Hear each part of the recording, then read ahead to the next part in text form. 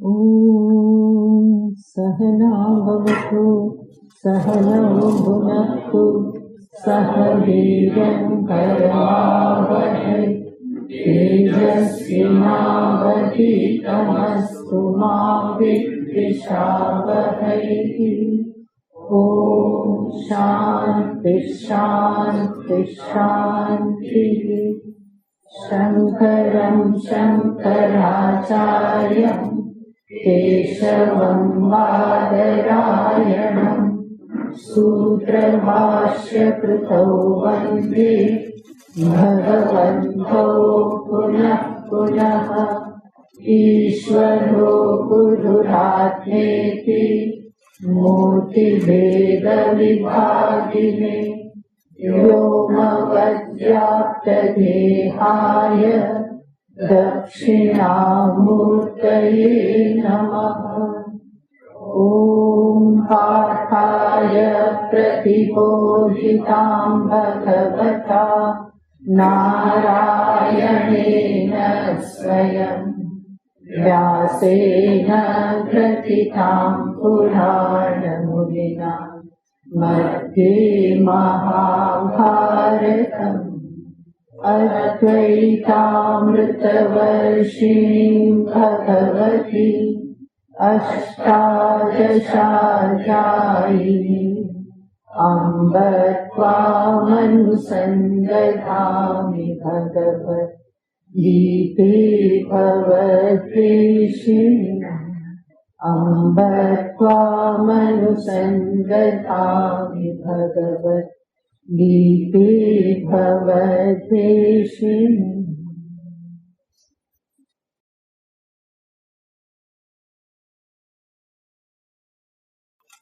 श्लोक पहलो। श्री भगवानुवाच परं भूयः प्रवक्ष्यामि ज्ञानानां ज्ञानमुत्तमम् यज्ञात्वा मुनयः सर्वे परां सिद्धिमितो गताः इदं ज्ञानमुपाश्रित्य मम साधर्म्यमागताः सर्वेऽपि नोपजायन्ते प्रलये न व्यथन्ति च।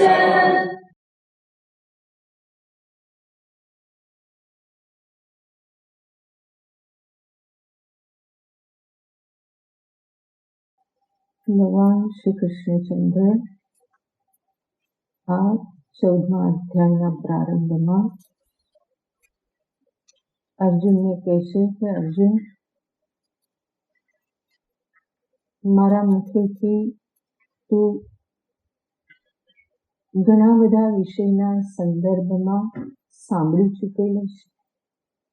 ઘણો ઉપદેશ મેં તને આપ્યો અને મેં જે તને કહ્યું છે એને હું તને હજુ ફરીવાર કહેવા માંગુ છું.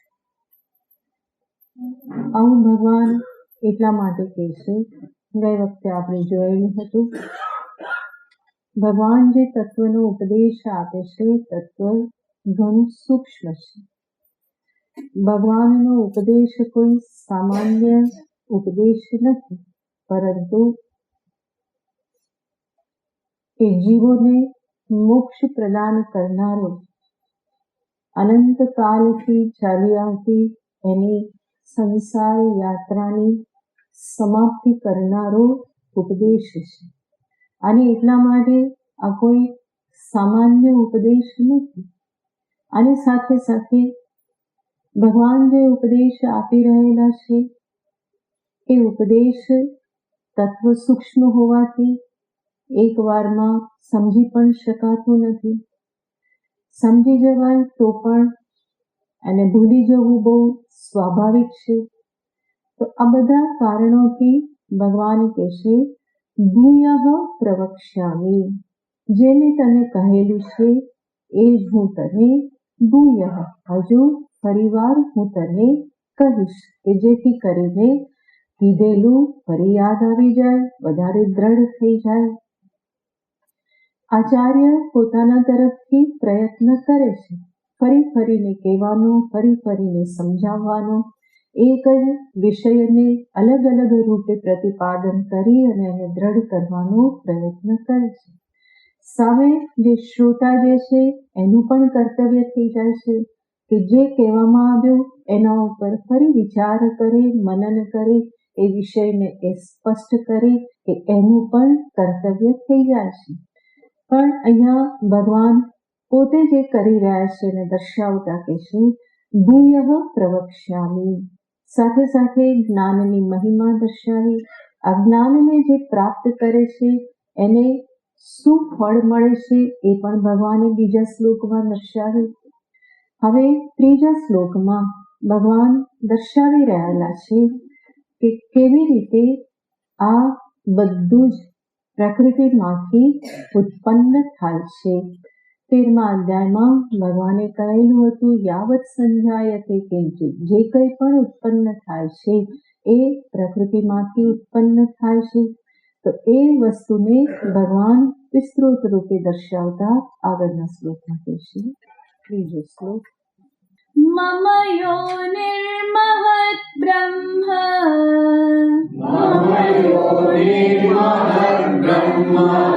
તસ્મિન ગર્ભં દધામ્યહં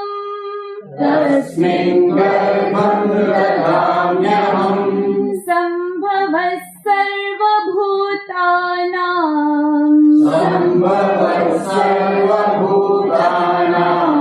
તતો ભવતિ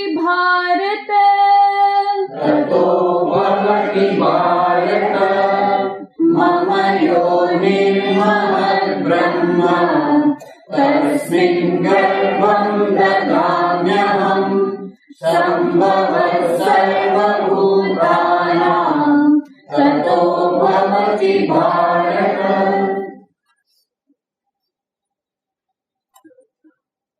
ભગવાન સૃષ્ટિ ઉત્પત્તિની પ્રક્રિયા દર્શાવતા કહેશે મમ યોનિર્મહત બ્રહ્મ તસ્મિન ગર્ભમ અહમ દધામિ. હે ભારત, તતઃ સર્વભૂતાનાં સંભવઃ ભવતિ. સૃષ્ટિ ઉત્પત્તિની પ્રક્રિયા ભગવાન એવી દર્શાવે છે કે જે પ્રક્રિયા આપણા માટે જ્ઞાત છે. આપણે જાણીએ છીએ કે માતા પિતા થકી બાળકની ઉત્પત્તિ થાય છે, બાળક સંભવ બને છે, એનો જન્મ થાય છે. તો માતા અને પિતા બંને એમાં આવશ્યક છે.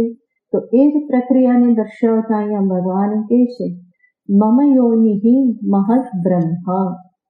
કે છે યોનિહિ, યોનિ યાને કારણ. યોનિ શબ્દનો અર્થ થાય છે કારણ.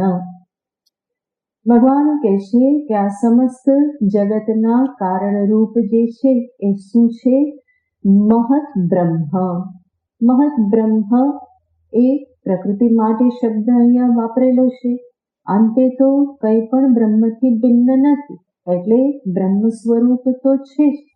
સાથે સાથે ભગવાન અહીંયા એના માટે શબ્દ વાપરે છે મહત બ્રહ્મ. મહદ બ્રહ્મ એનો અર્થ છે કે જેવી રીતે કંઈ પણ ઉત્પન્ન થતા પૂર્વેની પ્રક્રિયા કેવી હોય છે. મગમાંથી ફણગો ફૂટે એની પૂર્વે મગ ફૂલે છે. ચણામાંથી ફણગો ફૂટે એની પૂર્વે ચણા ફૂલે છે. એ જે ફૂલવું એને જ અહીંયા મહદ શબ્દથી કહેવામાં આવે છે.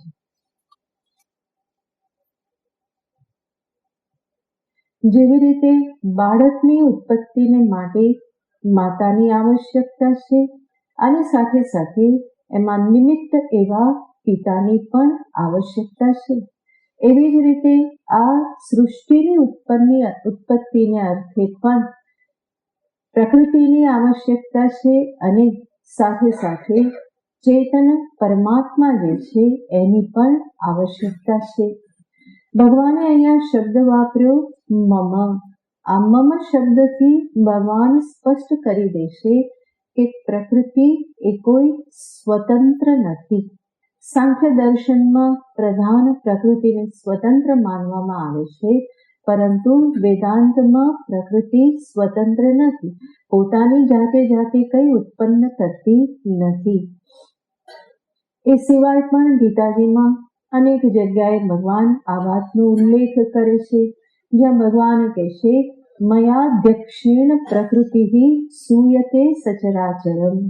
પ્રકૃતિ આ સચરાચરત જગતની ઉત્પત્તિ કરે છે. કેવી રીતે? મયાધ્યક્ષેણ, મારી અધ્યક્ષતામાં, સ્વતંત્ર રૂપે કરતી નથી. સાથે ભગવાન કહેશે મમ માયા દુરત્યયા, મારી માયા. ભગવાન કહેશે માયા સ્વતંત્ર નથી, એને મન ફાવે એ પ્રમાણે ઉત્પન્ન કરી શકતી નથી, મને છોડી અને કંઈ ઉત્પન્ન કરી શકતી નથી. પણ ભગવાન કહેશે કે એ મારી માયા છે, યાને હું જ એનું અધિષ્ઠાન છું, હું જ એને સત્તા સ્ફૂર્તિ પ્રદાન કરનાર છું. એ કોઈ સ્વતંત્ર નથી, મારા સંકલ્પથી એ સૃષ્ટિની ઉત્પત્તિ કરે છે. સ્વતંત્ર રીતે માયા પોતે સંકલ્પ કરી શકતી નથી. તો આવી રીતે મમ શબ્દથી ભગવાન સ્પષ્ટ કરી દેશે કે પ્રકૃતિ સ્વતંત્ર નથી. અને આ જે પ્રકૃતિ માયા જે છે, ભગવાન કહેશે તસ્મિન ગર્ભમ દદામ્યહમ, એમાં હું ગર્ભાધાન કરું છું. ભગવાન આપણે જે જાણીએ છીએ પ્રક્રિયાને અહીંયા બતાવી રહ્યા છે. માયામાં ગર્ભાધાન કરવું એટલે શું? નહીં કે જેવી રીતે પુરુષ સ્ત્રીની સાથે સંબંધ થઈ અને ગર્ભાધાન થાય છે, એવી રીતનું અહીંયા ગર્ભાધાન નથી. પણ ગર્ભાધાનનો અર્થ છે જેવી રીતે હમણાં આપણે જોયું કે મહદ બ્રહ્મ જે માયા જે છે એની જ આ એક સ્થિતિ છે કે જ્યાં ઈશ્વરના સંકલ્પથી એ એક અલગ રૂપ ધારણ કરે છે. અને એવું રૂપ ધારણ કરે છે કે જેમાં બ્રહ્મ પરમાત્માનું પ્રતિબિંબ ઝીલવું સંભવ બને છે. માયામાં બ્રહ્મ પરમાત્માનું પ્રતિબિંબ પડવું એને જ કહેવામાં આવે છે કે માયામાં ગર્ભાધાન કર્યું. માયા ગર્ભવતી પ્રેગ્નન્ટ કેવી રીતે થાય?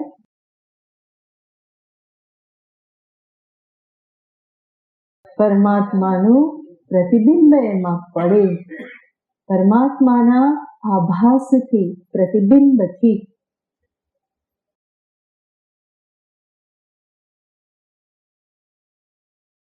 ચિત્છાયાથી સંવિલિત થવું એ જ શું છે? તો કે પ્રકૃતિમાં ગર્ભાધાન થવું. તો મમ યોનિર મહદ બ્રહ્મ તસ્મિન ગર્ભમ અહમ દધામી. અને આવી રીતે માયામાં ચિત્ત પ્રતિબિંબ પડે તો એનાથી માયામાં કયું સામર્થ્ય આવે છે? સૃષ્ટિને ઉત્પન્ન કરવાનું સામર્થ્ય આવે છે. પરમાત્માની જ આભાસ શક્તિ કો કે પછી ચિત્ત શક્તિ કો કે જેનું પ્રતિબિંબ પડ્યું ચૈતન્યનું, જેના થકી માયામાં પ્રકૃતિમાં સમસ્ત સૃષ્ટિને ઉત્પન્ન કરવાનું સામર્થ્ય આવે છે. એના થકી જ પછી સમસ્ત સૂક્ષ્મ પંચ મહાભૂત, સ્થૂલ પંચ મહાભૂત આ બધું ઉત્પન્ન થાય છે. સર્વપ્રથમ મહદ બ્રહ્મમાંથી બ્રહ્માજીની ઉત્પત્તિ થાય છે. એટલા માટે બ્રહ્માજીને પ્રથમ શરીરી કહેવાય છે.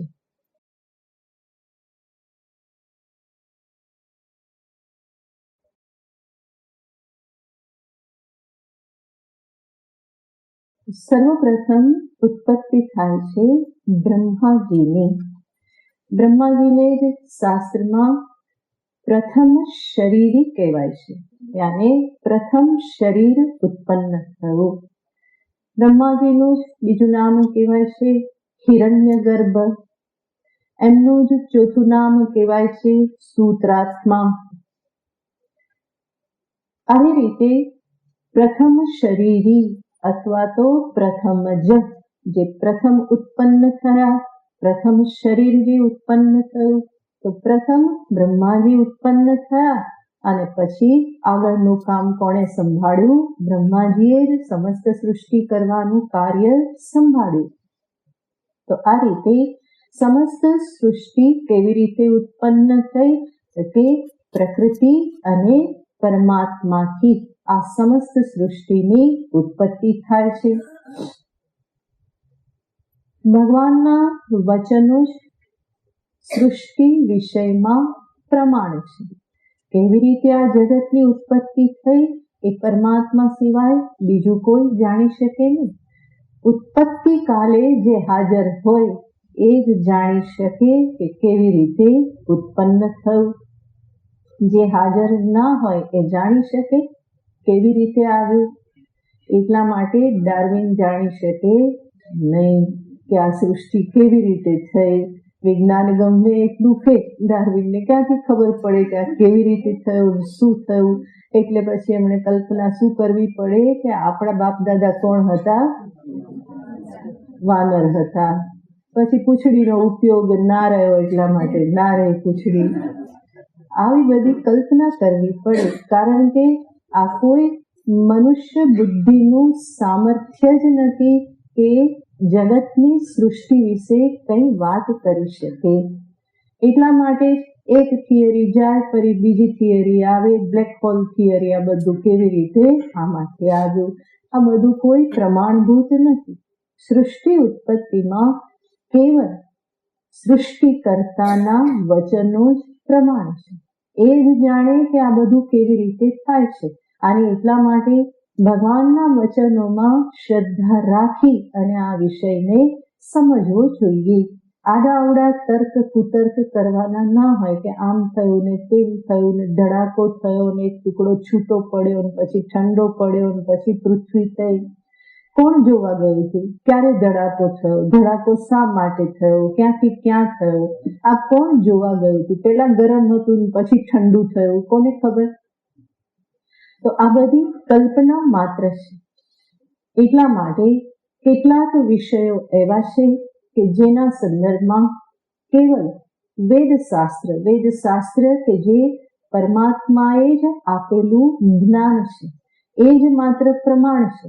અને નહીં તો આ ગીતા શાસ્ત્ર કે જે પરમાત્માના મુખમાંથી જ પ્રગટ થયેલ છે એ પ્રમાણ છે.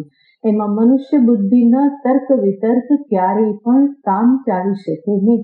માટે આવા વિષયો કે જ્યાં માનવની બુદ્ધિ ન ચાલે ત્યાં કેવલ વેદશાસ્ત્ર, ગીતા શાસ્ત્ર, ઉપનિષદ શાસ્ત્ર એને જ આપણે પ્રમાણ તરીકે સ્વીકાર કરવું પડે. એમાં શ્રદ્ધા રાખવી પડે. સ્વર્ગ અને નરક છે કે નહીં કોણ જોવા ગયું? અને મનુષ્ય પોતાના તર્ક ચલાવીને પછી શું કે સ્વર્ગ નરક જેવું કંઈ છે નહીં, જે છે તે બધું ક્યાં છે? અહીંયા ને અહીંયા જ છે. અને એટલા માટે ખાઓ પીઓ ને મોજ કરો. આવી થિયરી મનુષ્ય બનાવી નાખે. પણ સ્વર્ગ અને નરક નથી એવું સિદ્ધ કેવી રીતે કરી શકાય? છે એવું સિદ્ધ નથી કરી શકતા, બરાબર છે, પણ નથી એવું પણ કેવી રીતે સિદ્ધ કરશો? તમે આખું બ્રહ્માંડ ફર્યા ગયા અને એવી ગતિ પણ નથી કે આખા બ્રહ્માંડમાં સર્વત્ર વિચરણ કરી શકો અને એટલે તમે સિદ્ધ ના કરી શકો. સ્વર્ગ છે કે નહીં એ આપણો બુદ્ધિનો વિષય નથી, પરંતુ શાસ્ત્ર વાત કરે છે સ્વર્ગ અને નરકની. એટલા માટે શ્રદ્ધાપૂર્વક એને સ્વીકારવા રહ્યા. અને એને સ્વીકાર કરીશું તો સન્માર્ગે રહીશું. નરકનો ભય લાગશે તો પાપથી અધર્મથી બચીને રહીશું. સ્વર્ગ જણાશે લાગશે કે એવી કોઈ વસ્તુ છે તો એના માટે ધર્મ કરીશું, પુણ્ય કર્મ કરીશું, આગળની યાત્રાને સુધારવા માટે પ્રયત્ન કરીશું. તો જે પણ શાસ્ત્ર કહે છે એને શ્રદ્ધાપૂર્વક સ્વીકારવામાં જ જીવનું કલ્યાણ છે. જે આપણો વિષય નથી, આપણી પહોંચનો વિષય નથી, ત્યાં તર્ક વિતર્ક કરવા માટે કોઈ કારણ જ રહેતું નથી. સ્વયં ઈશ્વર પણ મારી બુદ્ધિનો વિષય નથી. ઈશ્વરના વિશે પણ સ્વયં ઈશ્વર જ કહી શકે, બીજું કોઈ કહી ના શકે. અને વેદશાસ્ત્ર ઈશ્વરની જ વાણી છે, એટલા માટે વેદશાસ્ત્ર જ ઈશ્વર વિશે વાત કરે છે. ઈશ્વર કોણ છે? જેમાંથી આ બધું ઉત્પન્ન થાય છે, જેમાં સ્થિત રહે છે, અંતે જેમાં લય પામી જાય છે એ જ ઈશ્વર તત્વ છે. તદ્વિજિજ્ઞાસસ્વ, તેને જાણવાની તું ઈચ્છા કર. આવું વેદ શાસ્ત્ર કહે છે. એશ સર્વેશ્વરઃ સર્વજ્ઞ સર્વશક્તિમાન, આ બધા શબ્દો પણ વેદ શાસ્ત્ર ભગવાનને માટે વાપરે છે. એ જ કર્માધ્યક્ષ છે, કર્મફલ દાતા છે. તો આ વેદ શાસ્ત્ર જ કહે છે. આવા ઈશ્વરને આપણે આ શાસ્ત્ર થકી જ જાણી શકીએ. પોતાની બુદ્ધિથી ઈશ્વર છે કે નહીં કે કેવા છે એ બધો નિર્ણય થઈ શકે નહીં. શાસ્ત્ર આપણને સમજાવે છે કે આ ઈશ્વર છે, આવી રીતનું સ્વરૂપ છે. તો આવા કેટલાક વિષયો કે જ્યાં મનુષ્યની બુદ્ધિ કામ કરતી નથી, એનો પ્રવેશ નથી, ત્યાં કેવલ શાસ્ત્રની સામે રાખી અને એ વિષયોનો સ્વીકાર કરવો જોઈએ. ઈશ્વર કેવા છે, એનો સ્વભાવ, એનું ગુણ, એનું સ્વરૂપ, આ બધું શાસ્ત્ર આપણને દર્શાવે.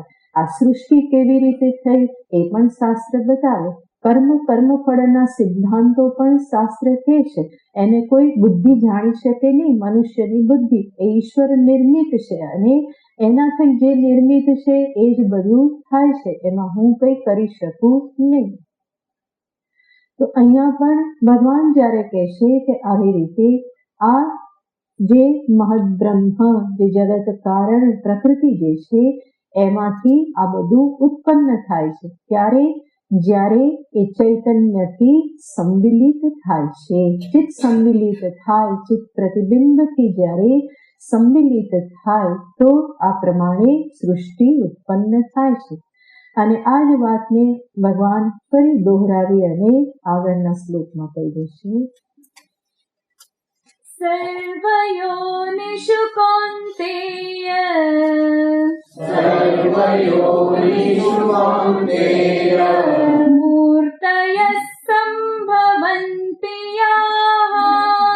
મૂર્તયઃ સંભવન્તિ યાઃ તાસાં બ્રહ્મ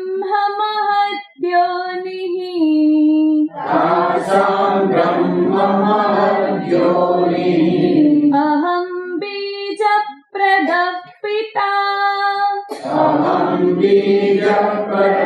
પિતા સર્વયોનિષુ કૌન્તેય મૂર્તયઃ સંભવન્તિ યાઃ તાસાં બ્રહ્મ મહદ્યોનિઃ અહં બીજ પ્રદઃ પિતા.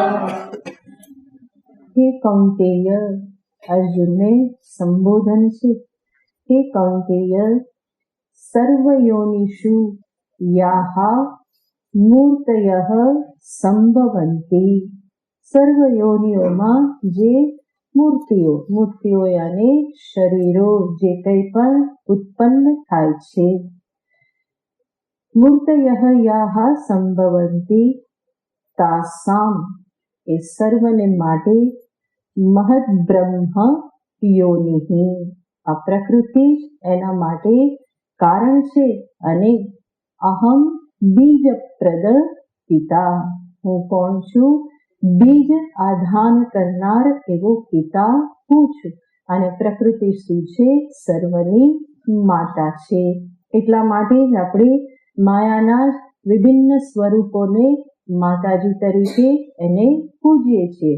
અંબામાં હોય, ચામુંડામાં હોય, આ પ્રકૃતિના જ સ્વરૂપ છે.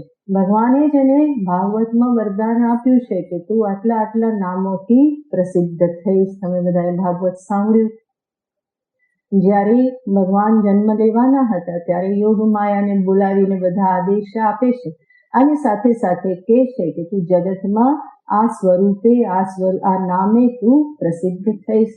તો પ્રકૃતિ એ સર્વની માતા છે અને પરમાત્મા સર્વના પિતા છે. ભગવાન સ્વયં કહે છે કે એ જ કારણ છે અને અહમ બીજપ્રદ પિતા, હું બીજ પ્રદાન કરનાર, ગર્ભાધાન કરનાર પિતા હું છું કે જેના થકી આ બધું ઉત્પન્ન થાય છે. તો ચૈતન્ય વગર પ્રકૃતિ કંઈ કરી શકતી નથી. એટલા માટે પરમાત્માથી અધિષ્ઠિત એવી માયા જે છે એ જ આ સમસ્ત જગતનું કારણ છે. સ્વતંત્ર માયા કારણ નથી. તો માયા અને માયાપતિ આ જ કોણ છે? સર્વ જીવોના માતા અને પિતા છે. એટલા માટે કહેવામાં આવે કે દરેક સંતાનની ફરજ છે માતા પિતાની સેવા કરવી. પ્રકૃતિ માતા છે, એની સેવા કરવી એનો અર્થ શું? એને બગાડવી નહીં, પર્યાવરણ જાળવી રાખવું, પોતાનું જીવન એવી રીતે જીવો કે જગતમાં મારા થકી કંઈ નુકસાન ન થાય, પરંતુ કંઈક હું એમાં સ્વચ્છતા રાખી શકું, કંઈક એમાં વધારે કંઈક હું મૂકી શકું, સુખ શાંતિ આદિ હું એમાં વધારે કંઈક પ્રગટ કરી શકું, એવું મારું જીવન હોવું જોઈએ. પોતાની જરૂરિયાતોને, પોતાના વ્યવહારને એવી રીતના આપણે રાખીએ કે જેથી કરીને પ્રકૃતિ માતા પાસેથી મારે ઓછામાં ઓછું લેવું પડે અને હું વધારે ને વધારે આપવાને માટે હું સમર્થ બનું. અને આપણે જાણીએ છીએ આ સંવેદનશીલતા ન હોવાના કારણે આજે આપણે કેવી સ્થિતિમાં આવીને ઊભા છીએ. બધું જ ગડબડ કરી નાખેલું છે. વાતાવરણ બધા જ ગડબડ, ઋતુચક્ર આખું જ ગડબડ થઈ ગયેલું છે. ક્યારે ઠંડી પડે ને ક્યારે વરસાદ આવે, ક્યારે ગરમી થાય, કંઈ નક્કી રહેતું નથી. અને કેટલા બધા આફતો બધી આવતી જ રહે. કુદરતમાં કંઈક ને કંઈક ઉલટા સુલટું થતું રહે છે. શા કારણે આવું થાય છે? કારણ કે મનુષ્ય પોતાના અવિવેકના કારણે આ બધું જે બેલેન્સ જે છે એને ખોરવી નાખેલું છે. તો સૌથી મોટી સેવા એ જ છે કે આપણે જ્યાં રહીએ છીએ ત્યાં આજુબાજુના જગતને આપણે બગાડીએ નહીં, એમાં ક્ષોભ ઉત્પન્ન ન કરીએ, સ્વચ્છતા રાખીએ, વૃક્ષોનું ધ્યાન રાખીએ, એના પ્રત્યે બેદરકાર ન રહીએ, હવાને શુદ્ધ રાખીએ, જલ શુદ્ધ રાખીએ, જ્યાં ને ત્યાં કચરો ફેંકી ના દઈએ. આ આપણું બહુ મોટું કર્તવ્ય છે. આખા દેશને આપણે સાફ કરવા ન જઈએ, પણ આપણું આંગણું તો આપણે સાફ રાખી શકીએ. અને એવું ના કરીએ કે આપણો કચરો બીજાના આંગણામાં નાખી દઈએ. સફાઈ તો સફાઈ જે રીતે થવી જોઈએ એ રીતે થવી જોઈએ. પોતાનો સર્વ વ્યવહાર, શરીરથી થતો વ્યવહાર, ઇન્દ્રિયથી થતો વ્યવહાર, મનથી થતો વ્યવહાર, આ બધો કેવો થવો જોઈએ? તો તે શુદ્ધ વ્યવહાર હોય, જે જગતમાં પ્રકૃતિમાં ખળભળાટ ઉત્પન્ન કરનારો ન હોય, નુકસાન કરનારો ન હોય. તો આ જ પ્રકૃતિ માતા રૂપી જે માતા જે છે એની સાચી સેવા કહેવાય. પિતાની સેવા શું છે? સમજદારી, જ્ઞાન પ્રાપ્ત કરવું એ પિતાની સેવા છે. પરમાત્મા જ્ઞાન સ્વરૂપ છે. અને મને પણ એમણે આ ઉપદેશ થકી શું આપ્યું છે? જ્ઞાન આપ્યું છે. કેવી રીતે જીવન જીવવું, પરમાત્માનું સ્વરૂપ શું છે, મારું સ્વરૂપ શું છે, આ સૃષ્ટિનું સ્વરૂપ શું છે, મને કર્મ કરવાની શક્તિ આપી તો હું કર્મ કેવી રીતે કરું, કેવા કર્મ કરું, જીવનમાં કેવી રીતે આગળ વધું, કર્તવ્યને સમજીને એને હું કેવી રીતે નિભાવું કે જેથી કરીને એ કર્તવ્ય મારા કલ્યાણ માટેનું સાધન બને. આ બધું સમજવું, જ્ઞાન પ્રાપ્ત કરવું, આ શું છે? તો કે પિતાની, પરમાત્મા રૂપ પિતાની સેવા છે.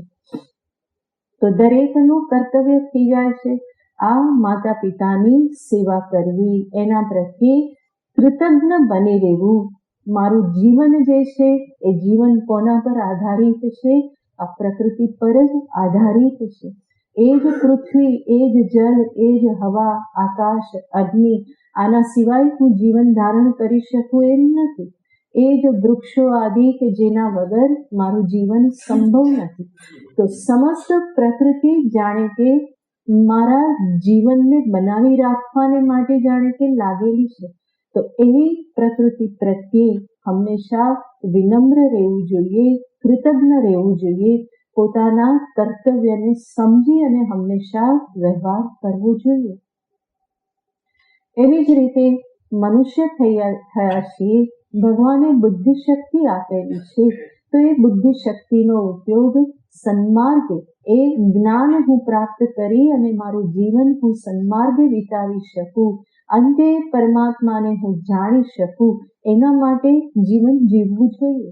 કેવલ બુદ્ધિ શક્તિનો ઉપયોગ અર્થ અને કામને માટે જ કરવો એ યોગ્ય નથી, પણ ધર્મનું અર્જન કરો, ધર્મમય જીવનથી પોતાને જ્ઞાન માટેના અધિકારી બનાવો અને અંતે એ જ પરમાત્માથી પોતાનું અભિન્ન સ્વરૂપ જે છે એનું જ્ઞાન પ્રાપ્ત કરી અને આ સંસારથી મુક્ત થવાનું હોય તો એ જ પરમાત્માની બહુ મોટી સેવા છે. તો એક સંતાન તરીકે આ પ્રકૃતિ અને પરમાત્મા પ્રત્યેનું મારું કર્તવ્ય છે. આ રીતે ભગવાને દર્શાવ્યા પછી આગળ ભગવાન હવે દર્શાવે છે કે કેવી રીતે આ પ્રકૃતિના ગુણો છે અને ગુણો એને કેવી રીતે ઓળખવા, એ કેવી રીતે કામ કરે છે. એને આગળ ભગવાન 5મા શ્લોકમાં બતાવે છે. સત્વં રજસ્તમ ઇતિ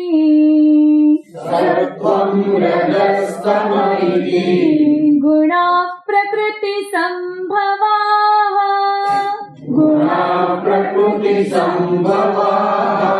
નિબધ્નન્તિ મહાબાહો દેહે દેહિનમવ્યયम्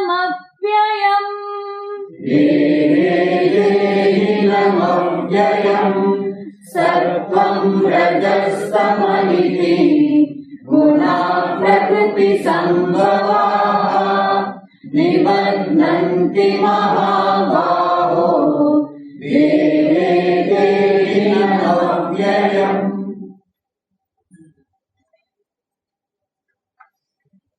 સત્વં રજઃ તમઃ ઇતિ ગુણાઃ.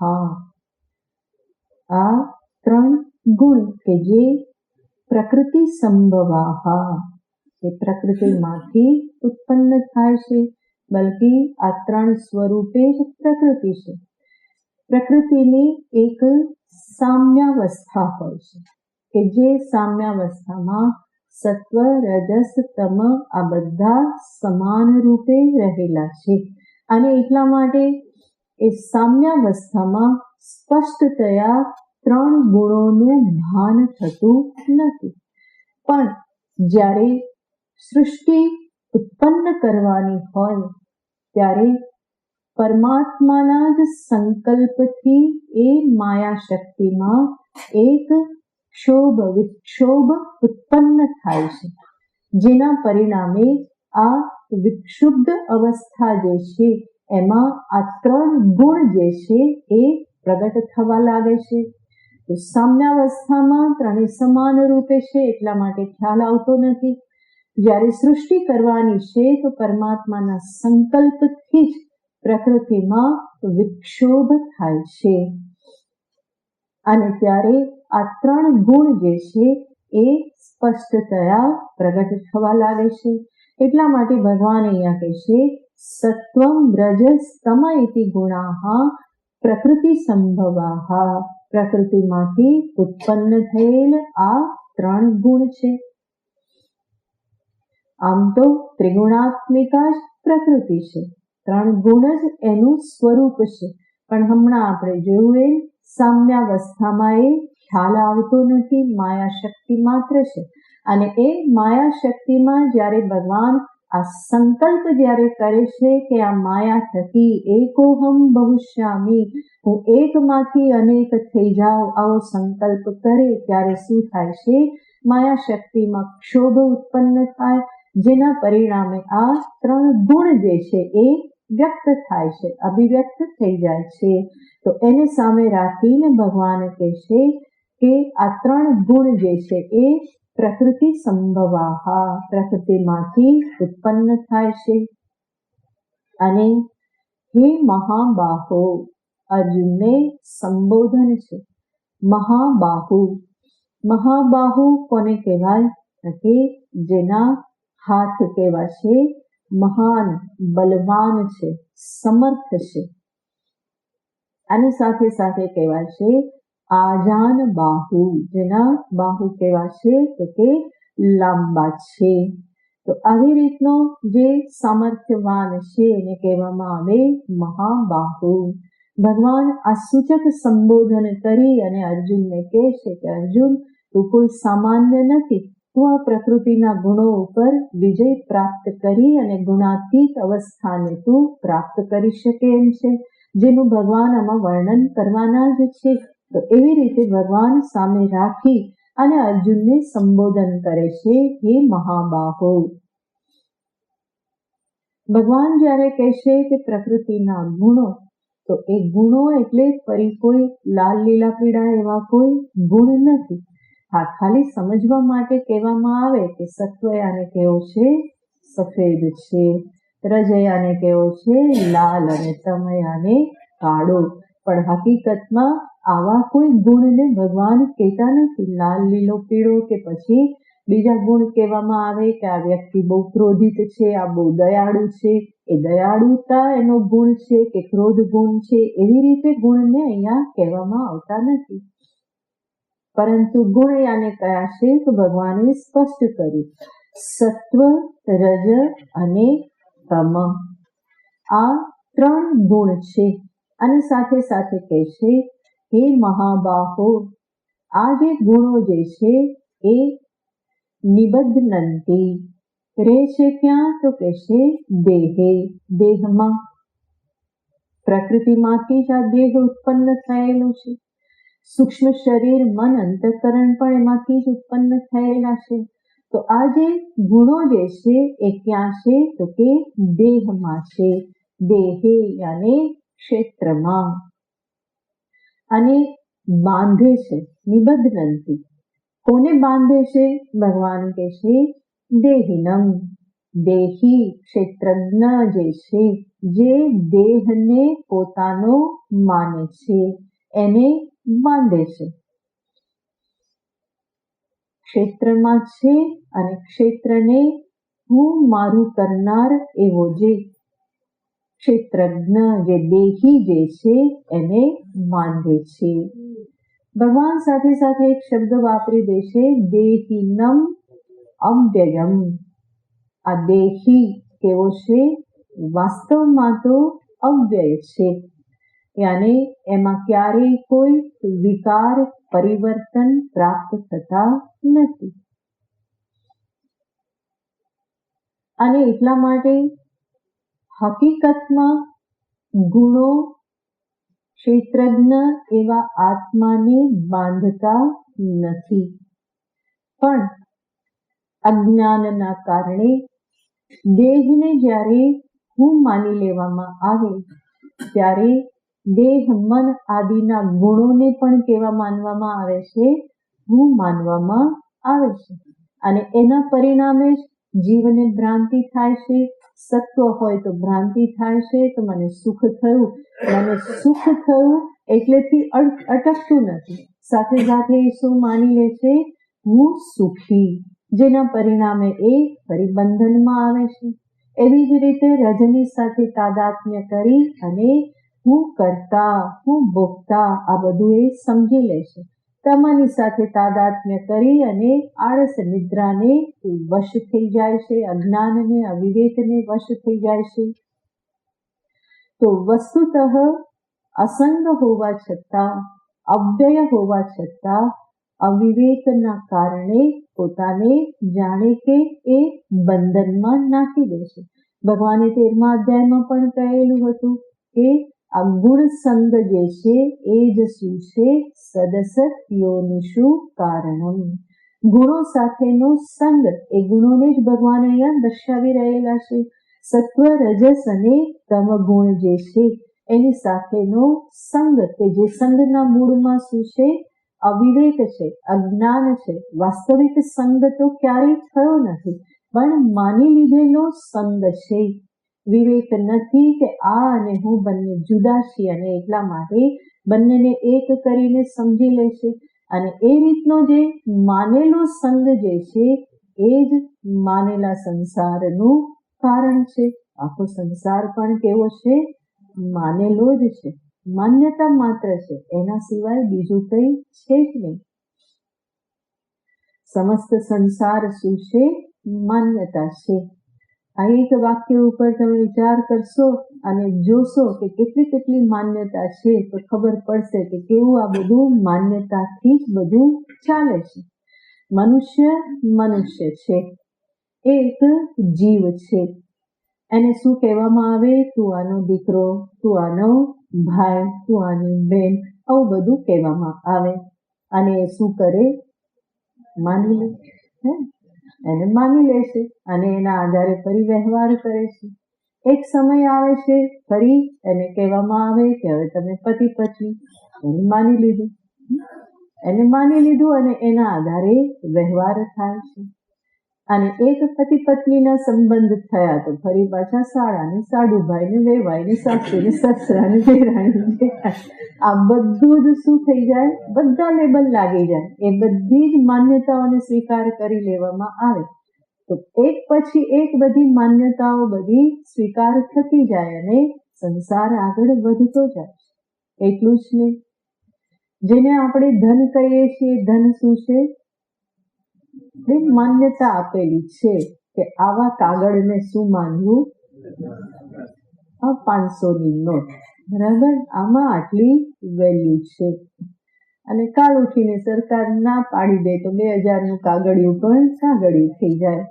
એ માન્યતા રદ થઈ ગઈ કે હવે આ 2000ની ગુલાબી નોટને ધન માનવું નહીં. માન્યતા રદ થઈ ગઈ. તો આ શું છે? એક માન્યતા જ છે. બધું જ જે કંઈ પણ તમે જોશો, વિચાર કરશો તો લાગશે કે આપણું ગાડું બધું શેનાથી ચાલી રહેલું છે? માન્યતાઓથી ચાલુ રહેલું છે. કેટલી બધી માન્યતાઓ, એમાં કેટલીક યોગ્ય માન્યતા હોય, કેટલીક અયોગ્ય હોય. અયોગ્ય યથાર્થ હોય તો એનાથી દુઃખી થતો રહે. યોગ્ય માન્યતા રાખે તો ક્યારેક થોડું સુખ પણ પ્રાપ્ત થાય. તો આ બધાના સંદર્ભમાં જેટલો વિચાર કરીશું તો ખ્યાલ આવશે કે આ બધું જ શું છે? માન્યતા માત્ર છે. હું જીવ છું એ પણ શું છે? માન્યતા જ છે. એટલા માટે હકીકત તો શું છે કે શિવ ક્યારેય જીવ થયો નથી. એ હંમેશા શિવ શિવ જ છે. પણ હું શું માનું છું? ના, હું શિવ કેવી રીતે? હું તો કોણ? આપણે તો પોતાને શું માનીએ? જીવ જ માનીએ. એ જીવ જ છીએ. શિવ તો જ્યારે થઈશું ત્યારે થઈશું, તો ક્યારેય થવાના નથી. આ જ ક્ષણે અત્યારે જ હું કોણ છું? ચૈતન્ય સ્વરૂપ જ છું. અને એ ચૈતન્ય સ્વરૂપ જ કોણ છે? શિવ છે. ચિદાનંદ રૂપ શિવોહમ શિવોહમ. આ તમે બોલો છો તો એ શિવ હું ક્યારે છું? ભવિષ્યમાં થઈશ. ભવિષ્યમાં થવું તો ફરી પાછો એ માન્યતા રદ થાય. શિવમાંથી પાછો કેવો થઈ જવું? જીવ થઈ જવું. તો કેટલું કાઠું પડી જાય. માંડ શિવ થયા. અને એને રદ કરી દેવામાં આવે, ફરી પાછું જતું રહે તો ફરી ચાલુ કરો.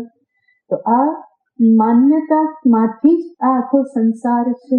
હું પોતાને શિવ સમજું તો શિવમાં સંસાર જેવું કંઈ છે નહીં. બધી જ ડિગ્રીઓ જે છે બધું શું છે? માન્યતા. યુનિવર્સિટીએ સર્ટિફિકેટ આપ્યું એટલા માટે હું હવે ગ્રેજ્યુએટ, હું PhD, આ બધું એના પર જ આધારિત છે. અને યુનિવર્સિટી ફેક સિદ્ધ થઈ જાય તો મને મળેલી માન્યતા એ પણ રદ થઈ જાય કે હવે આ તો સર્ટિફિકેટ નહીં ચાલે. તો બધું માન્યતા ઉપર જ આધારિત છે. જેટલો વિચાર કરતા જઈએ ને એમ સમજમાં આવતું જાય કે આ સમસ્ત સંસાર કેવો છે? માન્યતા પર આધારિત છે. અને એટલા માટે એ જે માન્યતાઓ જે છે એને જ મારે ધીરે ધીરે સમજવાનું છે કે આ માનેલું છે, હકીકત નથી. અને જેમ જેમ હું સમજતું જાઉં એમ જે હકીકત છે, મારું સ્વરૂપ, સત્ય સ્વરૂપ, સચ્ચિદાનંદ સ્વરૂપ, એ વધારે ને વધારે મારી સમક્ષ સ્પષ્ટ થતું જાય, ઉદ્ઘાટિત થતું જાય. જેટલી માન્યતાઓના આવરણો હટતા જાય, માન્યતાઓના ધાબળાઓ હટતા જાય, એમ ધીમે ધીમે સ્વરૂપ જે છે એ સ્પષ્ટ થતું જાય. તો ભગવાન અહીંયા જ્યારે કહે છે નિબધ્નંતી, આ ગુણોથી એ બંધાય છે. કોણ બંધાય છે? તો કે દેહિનમ નિબધ્નંતી, દેહીને બાંધે છે. પણ સાથે સાથે ભગવાન શું કરે છે? દેહી માટે એક વિશેષણ વાપરી દે છે, અવ્યયમ. વસ્તુતઃ તો એ કેવો છે? અવ્યય છે, એને કોઈ બાંધી શકે એમ નથી.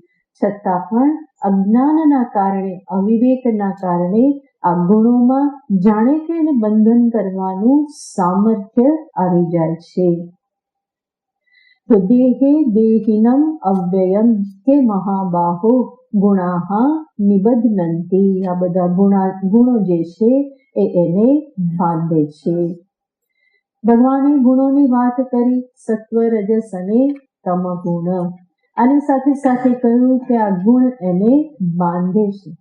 હવે ભગવાન બતાવે છે એક એક ગુણોના સંદર્ભમાં કે કેવી રીતે એ બંધનરૂપ બને છે. સત્વ, રજસ અને તમ. સર્વપ્રથમ બતાવે છે સત્વના સંદર્ભમાં. છઠ્ઠો શ્લોક. તત્ર સત્વં નિર્મલત્વાत्, તત્ર સત્વં નિર્મલત્વાत्, પ્રકાશકમનામયં, પ્રકાશકમનામયં, સુખસંગેન બધ્નાતિ, સુખસંગેન બધ્નાતિ, જ્ઞાનસંગેન ચાનઘ, જ્ઞાનસંગેન ચાનઘ. તત્ર સત્વં નિર્મલત્વાत्, પ્રકાશકમનામયં, સુખસંગેન બધ્નાતિ, જ્ઞાનસંગેન ચાનઘ. સર્વપ્રથમ સત્વગુણની વાત કરે છે. તત્ર યાને આ ત્રણ ગુણોમાંથી સત્વમ, સત્વ જે છે એ નિર્મલત્વાत्, પ્રકાશકમ, અનામયમ. સત્વગુણ જે છે એ કેવો છે? તો કહેશે નિર્મલત્વાत्, નિર્મલતા છે. અંતઃકરણ નિર્મલ હોય તો એને અંતઃકરણની એક સાત્વિક અવસ્થા કહેવામાં આવે છે. અને એ જે અવસ્થા જે છે એ ગુણ જે છે એને દર્શાવતા ભગવાન કહે છે કે સત્વગુણ કેવો છે? પ્રકાશકમ, અનામયમ. બે શબ્દ વાપરે છે. સત્વગુણ છે પ્રકાશકમ. પ્રકાશકમ એનો અર્થ છે પ્રકાશ કરનાર. પ્રકાશ કરનાર એનો અર્થ સમજદારી આપનાર, જ્ઞાન આપનાર છે. એટલા માટે જ ભગવાન આગળ કહે છે કે સત્વથી શું પ્રાપ્ત થાય છે? જ્ઞાન અને સુખ પ્રાપ્ત થાય છે. જ્યારે પણ સુખ અને જ્ઞાન પ્રાપ્ત થાય તો ત્યારે અંતઃકરણની, મનની કઈ અવસ્થા હોય છે? કે સાત્વિક અવસ્થા હોય છે. તો અંતરમાં જ્યારે સત્વ હોય તો એ શું બની રહેશે? પ્રકાશક, યાને વિષયોને પ્રગટ કરનાર, જ્ઞાન પ્રગટ કરનાર, જ્ઞાન યાને સમજદારી આપનાર. સત્સંગ પણ ક્યારે સમજાય? જ્યારે અંતર કેવું હોય? સાત્વિક હોય. અહીંયા તમે બેઠા હો તો મન કેવું હોય છે? શાંત હોય, સાત્વિક હોય. અને એટલા માટે સત્સંગ સમજમાં આવે. જો મનમાં રજોગુણનું પ્રાધાન્ય હોય તો અહીંયા ગમે એટલું બોલાય સંભળાશે નહીં, અંદર જશે નહીં. માથું ભલે આમાં હલતું હોય છતાં પણ અંદર જશે નહીં. તો એ સત્વનું પરિણામ છે કે જે સત્સંગ પણ શ્રવણ થાય, સમજમાં આવે. તો જ્ઞાન એ સત્વનું પરિણામ છે. એટલા માટે સત્વગુણને કેવો કીધો? પ્રકાશકમ. એ વિષયોને પ્રકાશિત કરનાર છે. બીજો શબ્દ વાપરે છે અનામયમ. સત્વગુણ કેવો છે? અનામય છે. આમય યાને રોગ, અને રોગ યાને ઉપદ્રવ. ઉપદ્રવ એ જ શું છે? રોગ છે. કંઈ પણ રોગ એ આને શું થયું? કંઈક ઉપદ્રવ થયો શરીરમાં કે મનમાં. શરદી થઈ તો એ શું છે? ઉપદ્રવ છે. શાંતિથી રહેવા ના દે, ફરી ફરીને નાક પકડવું પડે. તો આ રોગ છે કે રોગ શું કરે છે? ઉપદ્રવ કરે છે. બધું આગળ પાછળ ઊંધા જતું કરી દે છે. અનામયનો અર્થ શું છે? જ્યાં રોગ નથી એટલા માટે નિરામય શબ્દ છે. સ્વાસ્થ્યને શું કહેવાય? નિરામયતા કહેવાય. તો એ રોગ રહિત, બરાબર. તો અનામયમ એનો અર્થ થાય છે નિરુપદ્રવ. સત્વગુણ કેવો છે? નિરુપદ્રવી છે. કારણ કે સત્વ હંમેશા સુખનો અભિવ્યંજક છે, જ્ઞાનનો અભિવ્યંજક છે. એટલા માટે સત્વને શું કહેવાય? અનામયમ. એ અનામય છે, નિરુપદ્રવી છે. જ્યારે સાત્વિક અવસ્થા હોય ત્યારે મનુષ્ય કેવો હોય? શાંત હોય. સુખ હોય ત્યારે પણ કેવો હોય? શાંત હોય. દુઃખ હોય ત્યારે કેવો થાય? ઉદામાં મચાવે. તો સત્વ હંમેશા કેવું છે? નિરુપદ્રવી છે. એને દર્શાવતા ભગવાને શબ્દ વાપર્યો અનામયમ. અનામય પ્રકાશક એવો જે સત્વ જે છે, સાથે સાથે શબ્દ વાપરે છે નિર્મલત્વાત. સત્વ કેવું છે? તો કે નિર્મલ છે. સાત્વિક અવસ્થા અંતઃકરણની હોય તો ત્યારે એ અવસ્થા કેવી છે? નિર્મલ અવસ્થા છે, જેમાં દ્રઢ રાગ દ્વેષ આદિ નથી, દુઃખ મોહ આદિ નથી. તો એવી જે અવસ્થા એ નિર્મલ અવસ્થા. તો સત્વમ નિર્મલત્વાત પ્રકાશકમ અનામયમ. સત્વ નિર્મલ હોવાથી જ કેવો છે? પ્રકાશક છે, અનામય છે. અને આવો આ સત્વગુણ જે છે, ભગવાન સર્વપ્રથમ કહે છે કે એ પણ શું કરે છે? બંધન કરે છે. સુખ સંગેન બધ્નાતિ જ્ઞાન સંગેન ચ અનઘ. અનઘ અર્જુનને સંબોધન છે. અનઘ, અઘ યાને પાપ, અનઘ યાને જે નિષ્પાપ છે. ભગવાન અર્જુનને સૂચક સંબોધન કરે છે. અર્જુન સ્વરૂપથી તું કેવો છે? અનઘ જ છે, નિષ્પાપ જ છે. આ કોઈ ગુણ તારા પર કોઈ સંગ કે અસર કરતા નથી. તું અનઘ છે અને એ સ્થિતિને તું પ્રાપ્ત કરી જ શકે છે ગુણાતીત થઈને. તો હે અનઘ, આ જે સત્વ જે છે સુખ સંગેન બધ્નાતિ જ્ઞાન સંગેન ચ. સુખ સાથે સંગ કરાવી અને જ્ઞાનની સાથે સંગ કરાવી અને સત્વ કેવો બને છે? બંધનકારી બને છે. ભગવાન જ્યારે આ પ્રમાણે કહે છે તો અહીંયા મુખ્ય વાત એ સમજવાની છે કે સાત્વિકતા કે સાત્વિક જીવન એ સાધન છે, સાધ્ય નથી. સાત્વિકતા કે સાત્વિક જીવન જે છે એ સાધન છે. પરમાર્થને પામવા માટે, અધિકારી બનવાને માટે એ સાધન છે.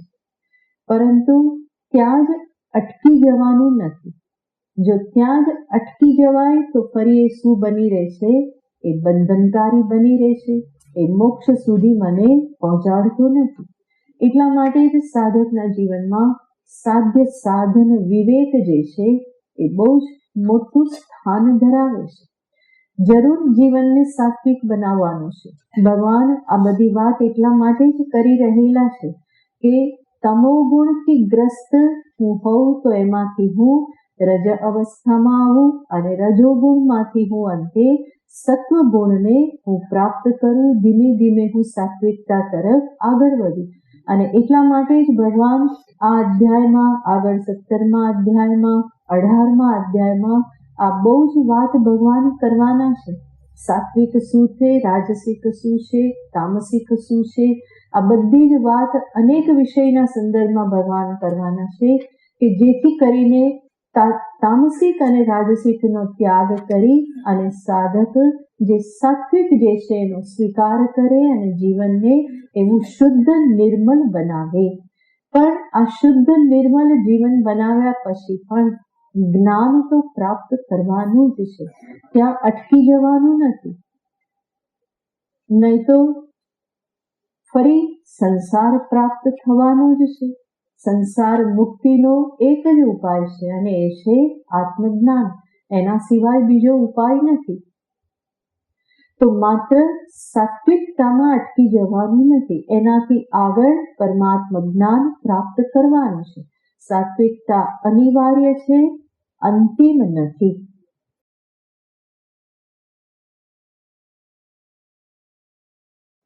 આને ખાસ સમજવાનું છે. અનિવાર્ય છે એ યાદ રાખવાનું છે, પણ સાથે સાથે અંતિમ નથી. એમાં જ બધું આવી જતું નથી. એનાથી આગળ પણ જ્ઞાન છે કે જે આત્મ સ્વરૂપનું જ્ઞાન, આ ત્રણેય ગુણથી પર એવું જે સ્વરૂપ જે છે એને પામવાનું છે અને એના થકી સંસાર મોક્ષ છે. તો ભગવાન સત્વને બતાવી અને સાથે સાથે સાધકને થોડો સજાગ કરે છે કે સત્વ પણ બંધનકારી બને છે. સોનાનું પાંજરું પણ શું છે? પાંજરું જ છે. પાંજરું તો છે, બંધન કરે છે. પછી એ લોખંડનું હોય કે સોનાનું હોય, જો સમજવામાં ન આવે તો બંધનમાં જ છે. તો સત્વને પણ સમજવું પડે અને એ સત્વગુણનો યોગ્ય રીતે ઉપયોગ કરી અને ગુણાતીત અવસ્થાને પ્રાપ્ત કરવાની હોય. જો યોગ્ય રીતે ન થાય, ત્યાં સજાગતા ન રહે તો ફરી પાછું સત્વ પણ શું કરાવે છે? સંગ કરાવી દે છે. કોની સાથે સંગ કરાવે છે? સુખની સાથે સંગ આસક્તિ કરાવે અને સાથે સાથે કહે છે જ્ઞાન સંગેન, જ્ઞાનની સાથે પણ એ આસક્તિ કરાવે છે અને એના પરિણામે અંતે બંધનને જીવ પ્રાપ્ત કરે છે. કેવી રીતે? સુખ અને જ્ઞાનને એ સુખ અને જ્ઞાનમાં સંગ સત્વ કરાવે છે અને સોમવારે છે.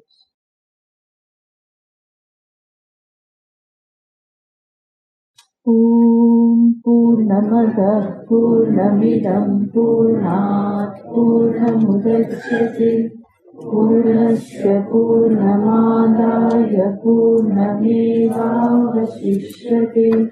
ઓમ શાંતિ શાંતિ શાંતિ.